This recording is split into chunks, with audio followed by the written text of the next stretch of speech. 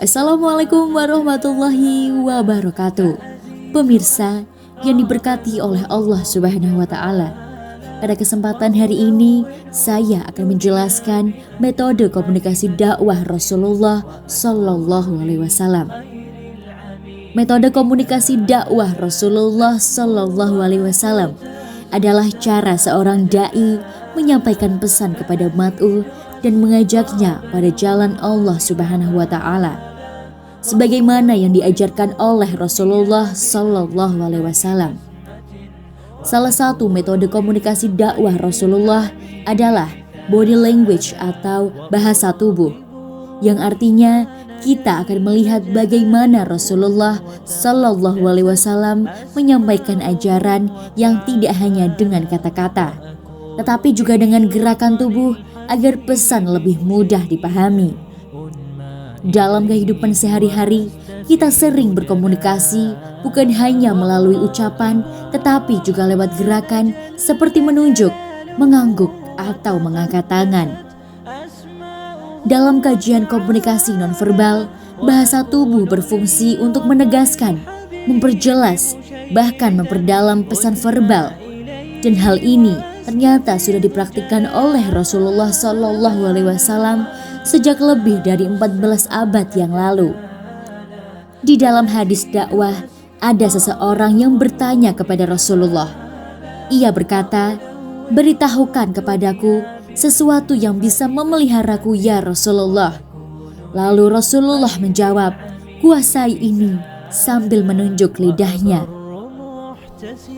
Hadirin yang diberkati oleh Allah Subhanahu wa Ta'ala, secara kontekstual, Rasulullah tidak hanya menjawab dengan kata-kata, tetapi juga menggunakan isyarat tubuh. Menunjuk lidah memiliki makna yang sangat kuat. Pesan ini menegaskan bahwa ucapan manusia yang bersumber dari lidah adalah salah satu faktor utama keselamatan atau kebinasaan seseorang. Jika hanya disampaikan secara verbal tanpa gerakan, maknanya mungkin terasa biasa. Namun, dengan menunjuk langsung pada lidah, Rasulullah memberikan penekanan visual agar pesan tersebut mudah dipahami, diingat, dan dirasakan dampaknya oleh lawan bicara.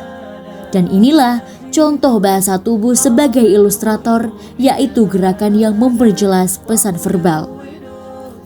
Dalam konteks kekinian, hadis ini sangat relevan. Di era media sosial, lidah tidak hanya berbentuk ucapan langsung, tetapi juga dalam bentuk tulisan, komentar, unggahan, dan opini. Pesan Rasulullah Sallallahu Alaihi Wasallam mengajarkan kita agar menjaga komunikasi, baik lisan maupun digital, karena dampaknya yang sangat besar. Pada hadis yang kedua, Rasulullah Sallallahu Alaihi Wasallam bersabda, "Saya dan orang yang menyantuni anak yatim di dalam surga nanti seperti ini," sambil menunjukkan dua jarinya, yaitu jari telunjuk dan jari tengah. Gerakan dua jari ini memiliki makna simbolik yang sangat kuat.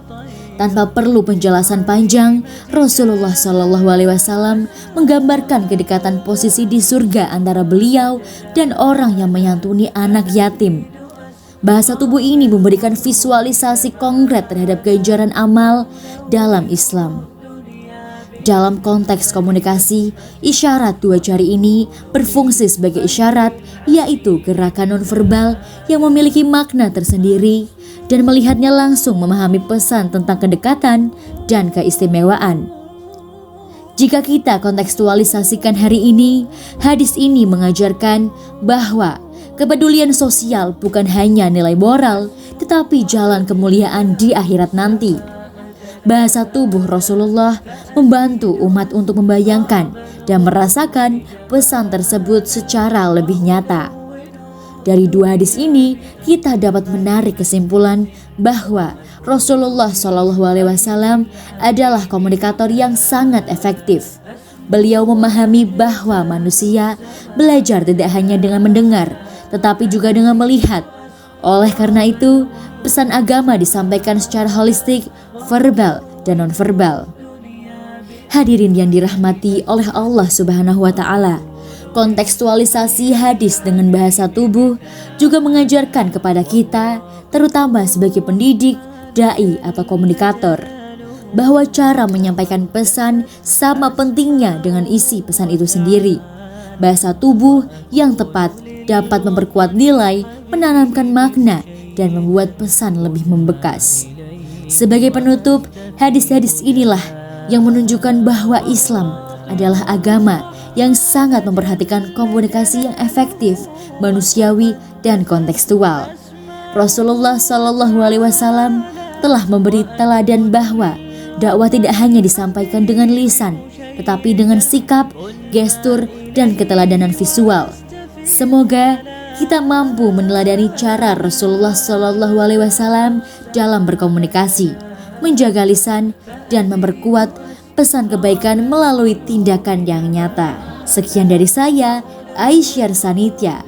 Wassalamualaikum warahmatullahi wabarakatuh.